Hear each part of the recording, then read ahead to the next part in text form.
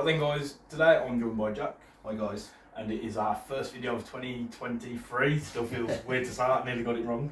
Anyway, first video of the year. What this is going to be is just a quick video talking about the War in the West event. It's essentially going to be like a digital version of the rules pack. Jack, you're coming along to the event. I am, yes indeed. And I think there's a bunch of other guys from boarding Brum, so hopefully it's going to be a great laugh. We've sold about 20 tickets. I've got a lot of people still asking if there are tickets available. The short answer is yes. There are up to 40 spaces that we can accommodate. Sadly, the notifications on Facebook aren't great, so I'm just going through and trying to get back to everyone as I see the comments. So, as I said, we'll be going through everything you need to know in this video today. Big shout out to Boarding Brum, who are our sponsor, and they're also the place we're going to be hosting this event. So we'll have all the details for where they are and how to find them. Coming up in the rest of the video, we're just going to run through the schedule for the day, how the different prizes work, everything you need to know basically. Yeah. So that's it, we'll jump into it, and thanks for joining me, Jack. Let's do it. So in a couple of weeks, on the 15th of January, we're going to have the War in the West, the first event hosted by Web Warrior Protocols for MESBG. It's going to be a 500 point event held at Boarding Brum. It is GBHL ranked as well, so you can get all of your points for the ranking for the year there. It's going to be running from 9:30 registration starts, doesn't it, till 10 o'clock. And then you've got your 4 games wrapping up for about 5:45. And there's plenty of parking on site. Very easy access on the industrial estate, so they've got a bit of an overflow as well. During the day, there isn't lunch provided as part of the ticket. However, the location of Boarding Brum makes it very easy to get to lots of different food places. There is a McDonald's, there's a KFC, there's even a Subway and a Greggs, all within about 10 minutes driving of the store, so you'll be able to pick up your lunch from there and get back to gaming. So Jack, do you want to quickly explain to everyone what the GBHL actually is? As a few newer players might not know. Yeah, of course. So the GBHL stands for the Great British Hobbit League, and it's essentially a national UK tournament of Middle-earth strategy battle game players. So if you attend an event and it is a GBHL event, you're automatically enrolled, so you don't have to do anything to get stuck into the league. So thinking back to my first tournament, which was this time last year, I just turned up and I was automatically entered into the GBHL rankings, which is really cool. But yeah, essentially at the end of the day, based on where you're placing, you'll get a certain amount of points towards your league standing. So for a GBHL 80, as the name suggests, if you win the tournament, you get an allocation of around 80 points for a win. What this then does, as Jack said, is contributes to an overall standings for the year. So all the way through 2023, you can go to different GBHL events, not just the ones hosted by Web Warrior Protocols, and contribute to your standings. At the end of the year, you get to see a funky breakdown of where you finished, and I believe the top 16 or so get invited to a fancy tournament as well, which is pretty cool. Yeah, they get to do masters and all that kind of stuff, and there's a separate league for newcomers. So if it's your first year competing, you've got a chance to win the best newcomer, all that kind of stuff. So this is definitely a tournament for newer players and the veterans of MESBG. GBHL has their own Facebook page which you can join and get involved with. I know there's plenty of great guys in there that are more than willing to help out with any questions you have, whether it's about the game, tournament lists, or how to prepare for an event. So you should definitely check them out. I'll put a link to their Facebook page in the description as well. So throughout the day, you've got 4 rounds which are going to consist of 90-minute rounds each. Between those 4 rounds, you're going to have a 15-minute grace period, and at the end of those 15 minutes, if you're still running, we will be asking you to have your dice down so that we can move on to the next game. So, just to quickly run through the entire schedule, as Jack mentioned, registration starts at 9:30 and it ends at 10 to 10. Between 10 to 10 and 10 o'clock, there is an introduction, and then we kick off with game 1 at 10 o'clock. That game will end at 11:30, and then the next game after that begins at 11:45. That game will then bring us up to lunch, ending at 1:15.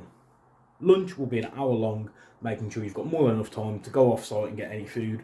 Boarding Brum does sell some snacks as well, so you can check out whatever you'd like to get from there. Then we will return for game 3 at 2:15, and that game will end at 3:45. Lastly, our final game starts at 4 o'clock, finishing up at 5:30.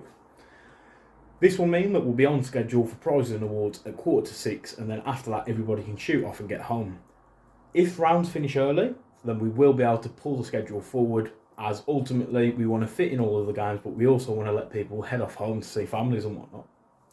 So for the event, you're going to need a fully painted army.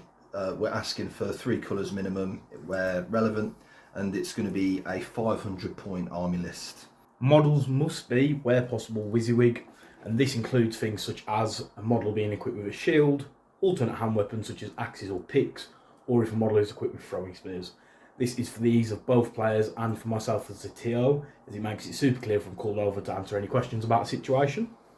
If you're planning to use any alternate or third-party miniatures, you will need to submit images of these. This is just because, again, we want it to be as clear as possible for players, and if it's been approved by the TO before the event, that clears any issues that you might have during the event. As Jack mentioned, it is a 500-point event, so you will need to write an army list which will display who your army leader is, which faction your warbands are from, and what levels of alliance, if any, that you are using.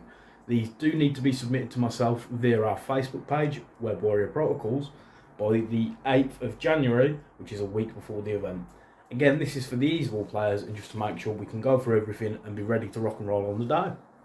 At the start of each round, there are going to be 3 missions randomly chosen from across the 18 match play scenarios. These 3 missions for that round are then going to be vetoed between the players to determine which mission you are playing. This may mean that the person next to you on a different table is playing a completely different mission to you during your round. So, if it was you and I, Jack, and I won the roll-off, you would veto first. This would mean, Jack, you choose one of the missions you don't want to play and remove it. Yep. Then, as I've won the roll-off, I would have the final say between the 2 missions that were left. I'd veto one of them and it would leave us with the mission we are playing. If you've watched any of mine and Jack's battle reports, you can see us do this at the start of our videos before we know what we're going to play. The missions can only appear once in pools across the day. So if a mission's been given in a previous round, TO will just roll again to try and draw a different mission. So just to explain what Jack means, essentially if we have contests of champions during round 1, regardless of whether you play it or not, it will not be showing up for the rest of the day in any of the other rounds. The scoring system that we're going to be using is Longshanks. So this is an online based program run by Red Sam over on Discord, so a big shout out to him. What it lets us do is either the players can put the results in themselves and I as a TL can then double check before moving on to the next round, or you can come up to me and ask me to submit the results for you. It's a super easy to use format, and if you haven't on the day already got an account, we can make you one there and then, as it's only a quick half-a-minute process to do so. So in terms of how it works for first, second and third placings, it comes down to tournament points. You'll get 3 points for a win, 1 for a draw and 0 for a loss.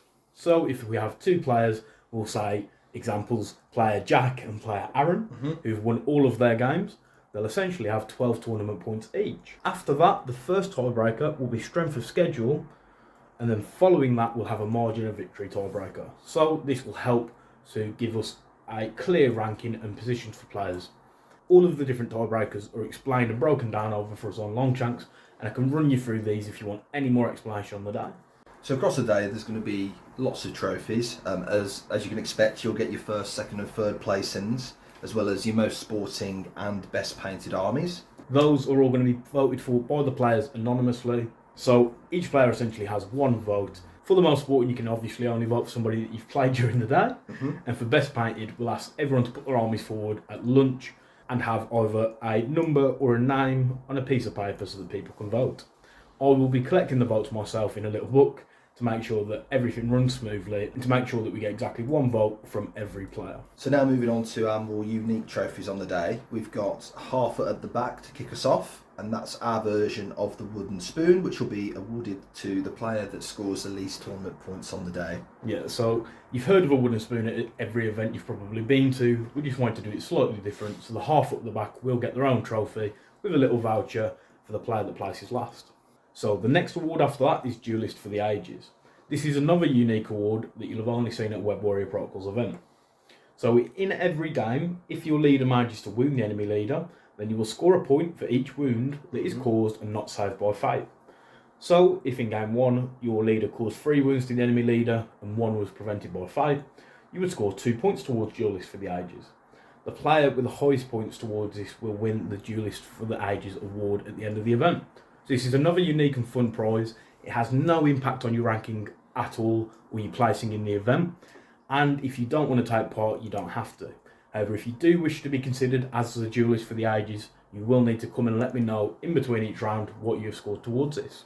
So next up you've got the Unexpected Award, and that is quite an exciting one that I've probably got a chance of winning, where it's just completely chosen at random, and they will receive an award at the end of the day just for turning up, which is quite a nice little reason to attend. Yeah, so every single player has a chance at getting this. If a player who has already won an award is drawn for the unexpected award, we will draw again, and we'll keep going until somebody who hasn't won anything else has won an unexpected award.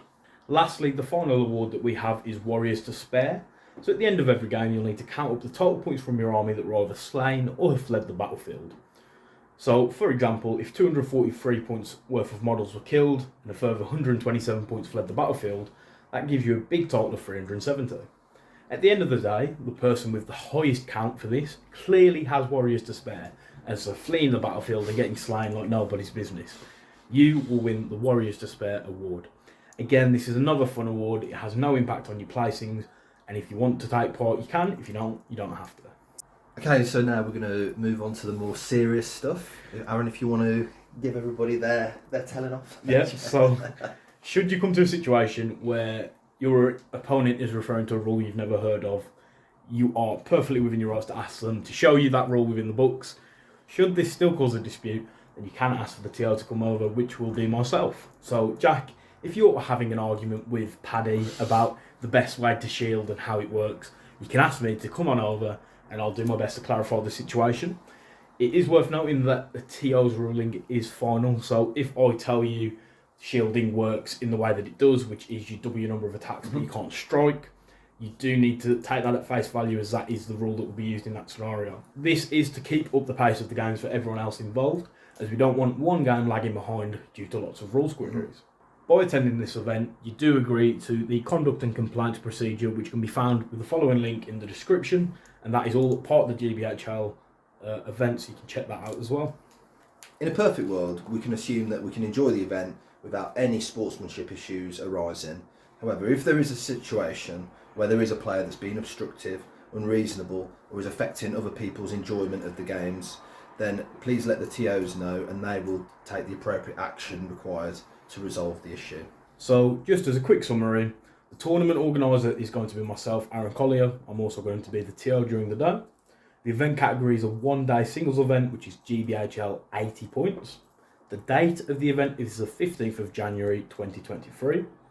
The location is in Brum. The postcode is WV125QU.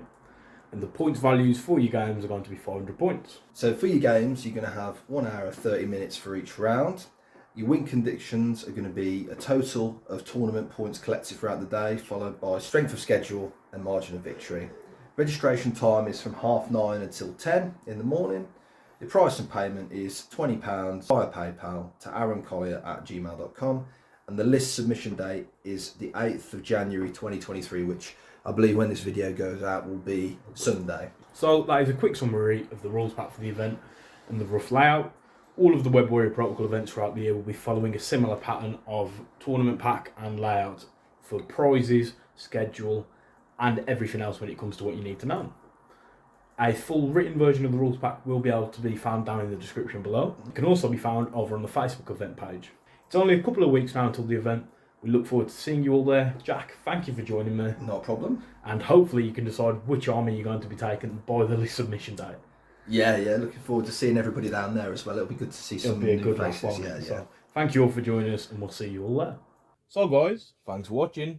Please leave a like and subscribe if you enjoyed the content, and leave any thoughts you have down in the comments below. I want to give a huge shout out to the channel's patrons, as they're the people that make all of this possible. If you want to support the channel and become a patron, then you can find a link down below in the description.